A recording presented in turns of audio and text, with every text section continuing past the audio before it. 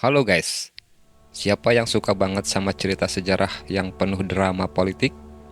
Kali ini gue bakal bawa lo ke cerita yang bener-bener gila guys. Pembunuhan Leon Trotsky, salah satu tokoh revolusi yang punya pengaruh besar, tapi akhirnya dibunuh dengan cara yang enggak biasa. Ini bukan soal cerita kriminal biasa, ini cerita tentang ideologi, pengkhianatan, dan perjuangan yang enggak pernah mati. Dengerin baik-baik, karena cerita ini enggak cuma soal kematian, tapi soal apa yang terjadi setelahnya. Langsung aja kita mulai. Jadi, lo pasti udah pada tahu dong siapa itu Leon Trotsky? Orangnya enggak sembarangan. Dia tuh salah satu orang yang paling berpengaruh dalam revolusi Rusia 1917. Bahkan bisa dibilang dia adalah jenderal tentara merah yang memimpin pasukan Bolshevik dalam mengalahkan musuh-musuhnya dan mempertahankan revolusi. Sebagai teman dekat Lenin, Trotsky adalah sosok yang punya visi besar tentang dunia sosialisme, yang gak cuma fokus di Rusia, tapi juga pengen bikin revolusi global. Nah, masalah mulai muncul setelah Lenin meninggal pada tahun 1924. Disinilah drama sesungguhnya dimulai guys.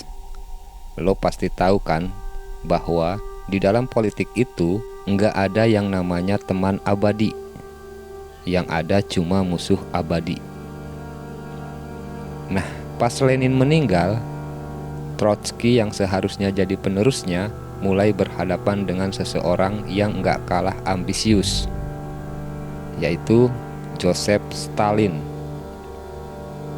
Jadi ideologi Trotsky dan Stalin itu nggak sejalan guys. Trotsky itu ngotot bahwa revolusi sosialisme itu harus terus berlanjut, nggak cuma berhenti di Rusia, tapi harus meluas ke seluruh dunia. Dia nyebut ini sebagai revolusi permanen. Tapi Stalin punya pandangan yang berbeda. Dia lebih fokus pada pembangunan sosialisme di dalam negeri Rusia dulu, baru bisa nyebar ke luar. Nah, perbedaan pendapat ini akhirnya jadi pemicu konflik besar antara mereka berdua. Akhirnya, Stalin yang punya pengaruh lebih besar di Partai Komunis mulai menyingkirkan Trotsky dari segala posisi penting. Pada tahun 1927,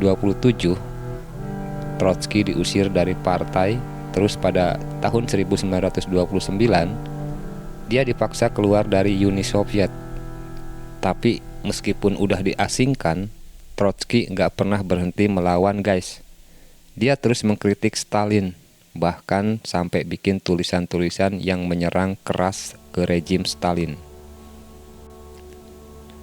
Trotsky akhirnya kabur ke Turki, kemudian pindah ke Prancis, dan terakhir dia tinggal di Meksiko. Di Meksiko inilah Trotsky mulai menulis buku dan terus mengkampanyekan sosialisme internasional. Di sini juga dia mulai berhubungan dengan banyak orang, termasuk seniman dan intelektual yang pada saat itu juga masih memandang Trotsky sebagai simbol perlawanan terhadap Stalin. Tapi masalah nggak selesai begitu aja guys. Stalin yang nggak bisa terima ada orang yang terus-terusan nyerang dan ngedumel tentang dia, mulai menyusun rencana buat ngehabisin Trotsky. Stalin nggak mau biarin Trotsky hidup di pengasingan dan terus ngelawan. Dia juga udah ngerasa kalau Trotsky adalah ancaman besar buat kekuasaannya di Uni Soviet. Pada tahun 1936, di Uni Soviet mulai ada yang namanya pengadilan pembersihan. Selama periode ini, ribuan orang yang dianggap musuh Stalin dibunuh, dipenjara, atau dikirim ke kamp kerja paksa.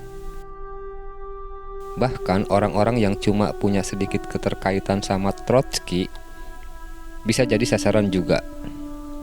Nah, si Stalin nggak hanya mau ngehabisin orang-orang di Rusia aja.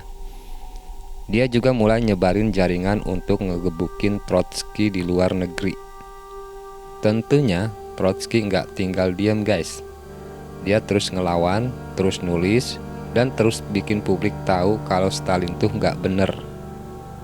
Dia nyebarin bukunya yang berjudul Sejarah Revolusi Rusia, yang nyeritain dari perspektif Trotsky tentang bagaimana revolusi Rusia bisa berhasil. Dia juga bikin karya-karya lain yang makin mendalam soal kritik ke Stalin. Tapi lo tahu guys, meskipun dia punya banyak pengikut dan dukungan internasional, tetap aja Trotsky nggak aman. Dia jadi target utama Stalin.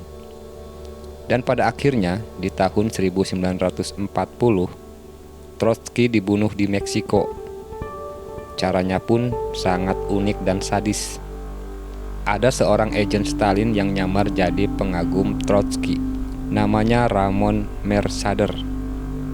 Si Mercader ini berhasil masuk ke rumah Trotsky dan nyerang dia dengan kapak es guys. Ya, kapak es. Bayangin, pembunuhan nggak biasa kayak gini. Trotsky meskipun udah terluka parah dan akhirnya meninggal beberapa jam kemudian, dia tetap meninggalkan pesan kuat. Dia nggak cuma mati secara fisik, tapi ideologinya tetap hidup. Bahkan setelah kematiannya, pengaruh Trotsky tetap ada di banyak gerakan kiri dan revolusioner di seluruh dunia. Dan satu hal yang harus kita ingat guys, meskipun Trotsky dianggap sebagai musuh besar Stalin dan akhirnya dibunuh, ide-idenya tentang revolusi permanen, tentang sosialisme internasional nggak pernah mati. Dia mungkin udah mati, tapi pemikirannya tetap hidup, menjadi bagian dari sejarah besar revolusi dan perjuangan kelas di seluruh dunia. Jadi guys, cerita tentang Trotsky ini bukan cuma soal politik dan pembunuhan aja. Ini soal bagaimana ideologi bisa menjadi ancaman besar buat orang yang sedang berkuasa. Dan meskipun udah dibunuh, ide Trotsky tetap hidup. Nggak hanya sebagai sejarah, tapi juga sebagai inspirasi buat banyak orang yang masih berjuang demi keadilan dan kebebasan. Jadi, buat lo semua yang suka sama sejarah, atau yang lagi nyari inspirasi buat terus berjuang, ingat, perjuangan gak pernah selesai. Semangat lo dalam perjuangan itu yang bakal ngejaga ide-ide lo tetap hidup. Kalau lo mau lebih banyak cerita revolusi, sejarah politik, atau bahas tokoh-tokoh penting lainnya, komen di bawah, dan gue bakal bahas lebih dalam. Keep stay woke guys, and see you in the next video.